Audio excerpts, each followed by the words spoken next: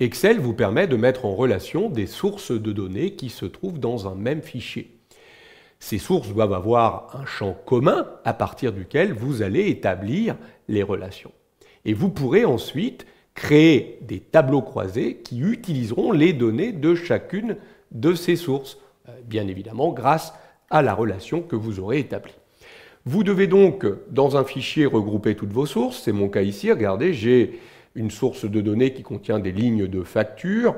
J'ai une source de données qui contient les pays. Donc, à chaque fois, vous voyez, j'ai un code d'identification ici unique pour mes pays qui référence mes pays et mes zones géographiques. Pareil pour mes jeux, un code de jeu qui référence mes différents jeux avec les types de jeux. Puis la même chose pour mes vendeurs avec un code vendeur, un nom de vendeur et leur prénom.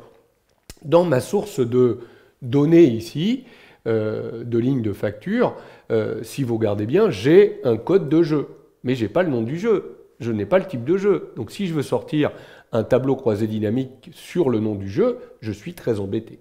L'une des premières solutions serait d'écrire ici une fonction recherche V qui va récupérer dans la source ici des jeux, en fonction du code, le nom du jeu.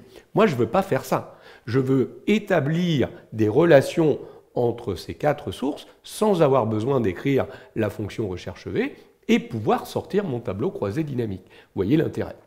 Donc, il me faut un champ commun. Vous voyez qu'ici, j'ai le code de jeu qui va me permettre d'être en relation avec source de jeu. J'ai ici un peu plus loin le code pays qui va me permettre d'aller récupérer le nom du pays ou la zone géographique. Puis j'ai ici le code de vendeur qui me permettra de récupérer en lien avec le champ code vendeur ici, le nom et le prénom. Donc il a bien fallu que j'ai des champs communs entre mes sources de données. C'est le cas ici.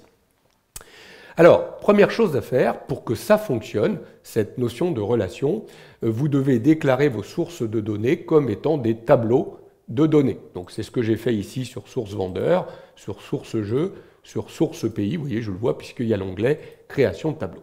Par contre, je ne l'ai pas encore fait sur ma source de données ici. Donc je vais faire un petit contrôle étoile en étant placé au contrôle A sur ma source et je vais aller dans mettre sous forme de tableau. Je vais déclarer ma source, voilà qui est fait, et je vais lui donner comme nom BD ligne facture.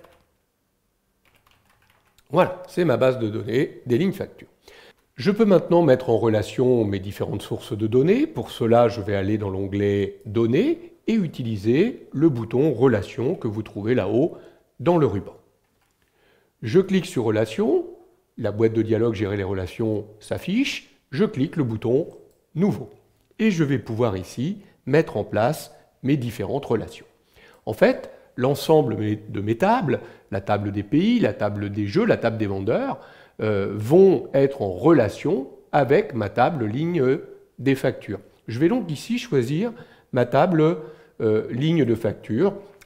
C'est là que viendront se mettre toutes les relations avec elle. Je vais pouvoir ici choisir une première table qui va être en relation, BD jeux, et indiquer le champ commun entre les deux tables. Donc dans ligne facture, c'est le champ code jeu, et dans la table BD jeux, c'est également le champ code jeu. Alors là, ils portent le même nom, ils pourraient avoir des noms différents. L'important, c'est que les données dans chacun de ces champs soient communs et de type commun.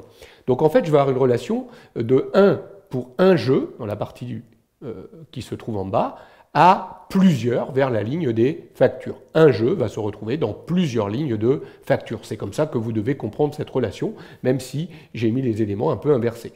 Un jeu, plusieurs lignes de factures. Je dis OK, voilà ma première relation. Je crée la seconde, donc toujours en allant chercher BD ligne facture, que je vais mettre en relation cette fois-ci avec la table des pays. Le champ commun, c'est le code pays dans la table ligne facture, qui s'appelle également code pays dans la table des pays. Je dis OK. Et je continue, nouveau. Je vais cette fois-ci mettre en relation ligne facture avec vendeur. Le champ commun, c'est le code vendeur dans la table ligne facture, qui s'appelle code vendeur. Vous voyez, cette fois-ci, code vendeur est collé, sans espace, pas de problème. Ce sont bien les mêmes données qu'on va retrouver dedans. Allez, on dit OK. Voilà, mes relations sont faites. À tout moment, vous pourrez revenir dans cet écran Relations pour modifier, désactiver ou supprimer une relation. Vous auriez pu demander aussi à Excel de faire une détection automatique des relations entre vos différents tableaux, ce qu'il arrive à faire quand il y a des champs communs, orthographiés de la même façon. Vous dites ici fermé, les relations ont été faites, le modèle est créé, vous allez donc maintenant pouvoir construire un tableau croisé dynamique qui utilise ce modèle de relation. Alors là, pour créer le tableau croisé, en fait, on va partir directement, peu importe où on va aller dans Insertion, on va choisir Tableau croisé dynamique, et là, ce qui est très important dans la fenêtre qui se trouve ici, c'est de lui dire qu'on utilise le modèle de données de ce classeur, et on va décider de créer dans une nouvelle feuille de calcul. On dit OK, voilà qui est fait, j'ai bien une nouvelle feuille de calcul dans laquelle je vais retrouver mon tableau croisé dynamique. Donc là, il ne me reste plus qu'à faire glisser les champs, comme on le faisait jusqu'à présent, mais regardez bien la liste des champs, très important, vous avez vu maintenant, on retrouve bien les 4 tables ici, et on peut aller chercher des données dans chacune de ces tables pour notre tableau croisé. Donc on va pouvoir aller par exemple dans BDPI pour prendre la zone géographique qu'on va mettre en ligne, avec le pays qu'on va mettre en ligne. On va refermer BDPI, on va ouvrir ici BD vendeur par exemple pour prendre le nom du vendeur qu'on va mettre en colonne, et puis on va aller chercher dans BD ligne de facture. Alors il faut que je prenne un élément de BD ligne de facture, c'est elle qui crée la relation avec toutes les autres tables. Je vais prendre le montant que je vais amener en valeur et que je vais renommer tout simplement par chiffre d'affaires que je vais exprimer dans un formatage monétaire avec 2 décimales. Voilà, j'ai représenté le chiffre d'affaires par zone géographique, par pays et par vendeur.